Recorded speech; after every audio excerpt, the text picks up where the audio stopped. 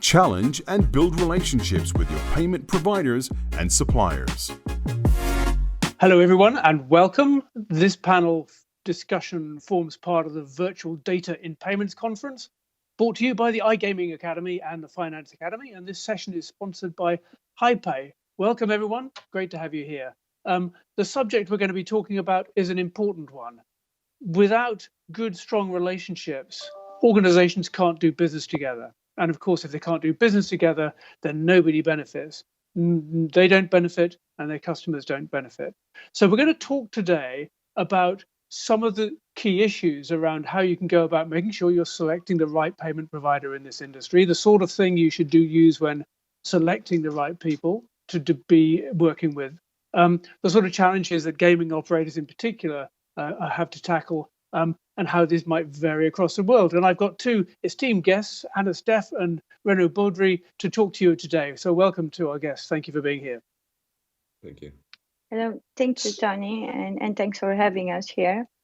Yes, it is indeed a very broad subject and very important for our industry. As a short introduction, I am coming from the operator side. I am working in the gaming industry for more than 15 years with Netbet and other brands. And working for a company that operates across so many markets where payments are the heart of customer experience gives a great opportunity to extend an extended experience worldwide. So let's. Very good. Good to have you here. And Renaud, would you like to introduce yourself? Of course, I'm Renaud Baudry, so I'm marketing and product manager for HiPay. So it's a global payment provider, well known in the industry. So for my background, I moved from micropayment to e-commerce, then now the fantastic world of iGaming. We've been involved in the game, I would say, for over almost 10 years now. So HiPay is a fintech. We'll talk about that later on. And I'm happy to be here, hoping that we will be able to squeeze that huge topic within 20 minutes, which will be hard to do. So let's go ahead. I think we will be lucky, and we have a lack of time. So let's crack on. Very good. So the first one is, how should you approach when choosing your preferred service provider in the payment space? I can maybe answer that one, saying that more than just considering payment as part of the business plan, because there is an impact on the profitability, of course, because payment is cost related.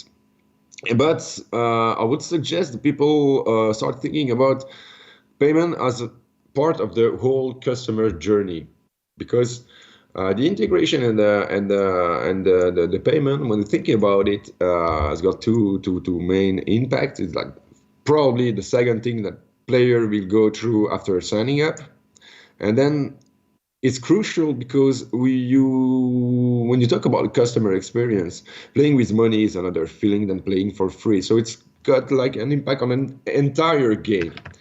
So based on that, I would say that. We are far away from the time where credit card were the only needs. We had to just launch a business online.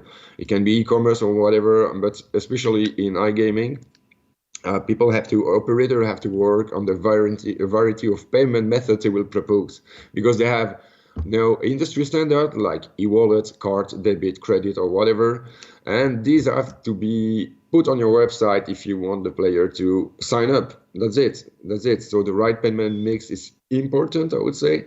Don't waste time, of course, integrating useless payment method. Otherwise, unless you like paperwork and you like to complicate the deposit journey, but that's one of the things. And people have to keep in mind that to do so, to propose the right payment mix, it's got to be done in a local way, because every country has payment habits. And this is the role of payment provider to do the sort of mapping of the payment habits and the payment mix to propose on a certain country, not to do on other, not to duplicate the strategy to other country. And these are the few things that should be thought beforehand. So, Anna, of your Netbet, you're selecting payment providers regularly. What's your sense of what are the criteria you should be using when selecting the right payment providers? Yeah, I totally agree with parameters mentioned by Renaud, and not wasting the time is one of the main and the most important aspect. I think the time of the classic sales speech where everything is possible, it's, let's say, long gone, and it is easier to build a business relationship based on good communication. In the end, a good communication will create transparency and will avoid any gaps that you can maybe notice only after the going live. A payment gateway for us, it needs to offer a smooth payment process, but not only for the user, not only for our players in terms of user experience, but also for us as operators during onboarding, during integration, during results review, fraud prevent. And communication, at least in the first stages, is very important, and allocating the time to understand the needs of the operator. So fast performance on all levels. So, but it's performance, but it's also understanding the needs. It's getting to the grips with what individual companies are going to be requiring. And Renaud, presumably when you're out there talking to people, this is at the top of your list, is getting an understanding of what the gaming operators are needing from you. Yeah, the first job is consultancy. I mean, the operator needs to determine his business needs and strategy, I would say. And knowing that payment evolve in a fintech way, so a lot of add-ons, tools, and so on are proposed now to drive your business properly. But I was saying it's consultancy because it's got like to be a real discussion where the operator talk about his business plan is on a long-term period, I would say, and your payment provider to understand it and to be able to adapt to and fit your expectation regarding your business plan and on a long term, of course, aspect. So will you need to open other markets? Will you need omnichannel tools or whatever? Will in 1, 4, 5, 10 years, will you be able to keep the relationship and to make sure that both business evolve in the same way and understand each other? That's based, I would say, on the transparency we should have with our customers. So there's a really strong messages, and in a way those are true for pretty much any business to business relationship. But what are the things that are specifically important when you're looking at the process of selecting a payment provider in the gaming industry? What is specifically different about gaming? I was about to say, let Anna, if you don't want to answer Anna, that one. as the operator, what is it? Because you're not an ordinary online merchant. This is not an ordinary online merchant situation. Definitely, yes. What challenges do you think gaming operators have which are different to other industries? To be honest, from my experience and also with other type of industry, gaming is one of the fastest moving industries. And the biggest challenge is adapting to ever-changing regulation. Gambling is highly regulated. The problem is that, as we all know, those regulations are not standardized across international borders. So we are facing frequent changes in the requirements coming from the regulator, coming from the card scheme, coming from the financial institution. So the payment provider needs to have the ability to implement and to adapt their system at the same time, at the same space with the operators. They need to be prepared to follow the trend. They need to be prepared to apply any restrictions like a credit card ban, for example, in UK. We are relying on the payment providers to deliver us the technology in order to be compliant. So it is also constant speed of adding new payment solution and of course the good UX. We have seen lots of changing in the players' behavior. We have seen the switch from mobile, which is it's in constant rise. The percentage of mobile from the turnover is way more important nowadays than the desktop. So on the other side, the payment providers also need to make sure that their product is adapted to all type of devices. So this is brilliant. So you've picked up a whole series of things about flexibility, about responsiveness to changing regulation, about ability to move to a new form factor, increasingly moving towards mobile. These are all important things that are kind of central to the relationship between a payment provider and a gaming operator. Anything to add? Definitely. It is definitely. I would just add on that one that I mean, to us at HiPay, we consider that this is one of the industry that needs more excellence than any other, because it's, when we think about it, online casino is like a 24/7 running business. So we realized it like a few years ago that we had to work a lot on the communication and support we provide, like at the same level 24/7 to our customers, because we need to ensure business continuity no matter what's happening. If there is any bank, any scheme or acquire down, we need to, for example, we propose backup solution to make sure that the business will keep on running and no matter what happens. And yeah, of course, there is that regulatory changes that we have to work on as payment provider, because it's not the operator's job to do it. So we have to communicate again about that, to be always one step ahead on changes. It can be habits, it can be regulatory, it can be innovation that we have to propose to a fast evolving, I think one of the most fast evolving industry, which is iGaming, which is driven by highly educated businessmen and women. So you cannot bullshit them. they know that. And they know them. They know their business. They know that it's absolutely mission critical, time sensitive, and they often say that in gaming and your industry, this industry, the innovation happens fastest. It's the most urgent, the most dynamic, the most exciting space. I completely agree. So I'd love to hear if you can think of any examples of relationships between payment providers and gaming operators that both work, and maybe a story of one or two that haven't worked. Who would like to share an example of when it hasn't worked first? Who would like to get? Anna, would you have an example of a story of when it hasn't worked and what that meant? As an overall, I am very happy to say that from my experience, most of the relationship work, and in the end, this is achieved by respecting some of the basic rules, like in any industry: communication, transparency, reliability.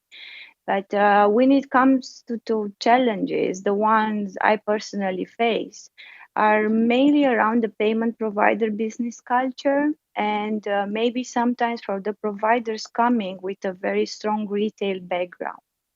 So what I mean by that, it's, let's say, in terms of business culture, for example, I consider important and very, very good practice for the payment provider teams at all levels, even if it's sales or account management or the board, to be able to adjust their approach to the person they are working with, to the culture, the operator culture, because let's say in the end we are all different, and maybe that's the beauty, but lacking the ability to adapt to the type of management of the person you are dealing with will generate gaps in communication. So Brilliant. using the same strategy is not always productive. So it's about having empathy and being flexible to reflect the culture of the company you're dealing with. I think that makes a great deal of sense. Renaud, do you have anything to share on that perspective when we're talking about? I'm fortunate enough we don't have such case, I would say, a bad relationship, because it's part of the HiPay DNA. We don't lie to our customer. When you go to any provider to have 200 plus, we do the same payment method because everything is interconnected. But can we serve them well on exotic country? For us, every company has its core business, core market. It can help, I would say, on a good way, people operator on. But yeah, having a payment solution on connection, I would say for example, South American payment solution that we don't know much, that we cannot work on the UX or have the knowledge and enough flow to guarantee a good pricing. That's not part of the game for us, because none of us want our customer service to be filled in by a customer complaint. I would say on the operator side will be the client or the player who is not able to deposit anymore, and on our side with Anna, for example, any customer coming back to us and saying, "What did you sell to me?" Yeah, it's always like find a balance between business opportunity and, I would say, truth and capability of the company. And I'm fortunate enough to say that so far we don't go as what we mentioned as two exotic countries. We could, because we have a good connection, but will we do it well? I don't think so. So on the subject of other countries, how does your approach differ in different parts of the world, would you say? So well, same. Sorry. Go ahead, Anna. Go ahead. Anna, you go first. Very kind of you, thank you. Well, in theory, it makes sense to work, and definitely will be way easier for all of us to just pick one global payment provider that we can get to know in details, that we know their type of operation. However, using global payment providers has been proved to be quite tricky. There are differences in regulations. There are differences in the card scheme requirement. Settlements can also be quite difficult. And as Renaud mentioned, to get the best results worldwide from the same company, it is, let's say, close to impossible. Localization is the key to a good experience, and payments have to be adapted to the customers. I always say that when I have a new player, landing on our cashier website, I want him to see the method that he's used with, because it will make a completely user experience for him. So it's not sufficient to accept card options. Solutions like Sofort in Germany, the land-based like OXO in LATAM, USSD in Nigeria are a must for us as an operator to be competitive. So yes, transparency is very important, and for the payment provider to come and say this is what I can do and this is what I cannot do. For example, with HiPay, we are working for more than 10 years, and based on their transparency, we are not working with their solution on all markets, but we know that the ones we work with them, they are highly optimized. So brilliant. So it sounds like you've got a great relationship going there. So Renaud, in the last minute, 30 seconds or so, finishing comments, closing remarks from you about how to build strong relationships.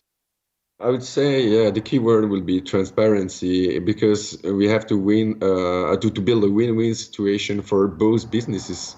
I mean, we are partner. Operator need payment for deposit, and we are willing to work not for 6 months but a long-term time. So it's important to be transparent, to communicate a lot on both sides. Even the operator, we just not like delivering a service, then it's done and we don't talk anymore. And I would say last thing is to keep in mind that we have to build a sort of triangle relationship with, on the first side, the operator, the PSP, but also, and most important, the final user, which is the player. And this has to be kept in mind to offer the best mix and moreover the best user experience at a good pricing, of course. Wonderful. And it sounds to me as if those are the ingredients. Look, thank you both very much indeed. I've learned a great deal. I'm sure the audience have as well, all about how to challenge and build relationships with your payment providers and suppliers. Thanks again to HiPay and to the crew behind the Virtual Data in Payments Conference. Thank you both very much indeed. It's a wrap. Thank you. Thank you, Lenny. Thank you, Brian.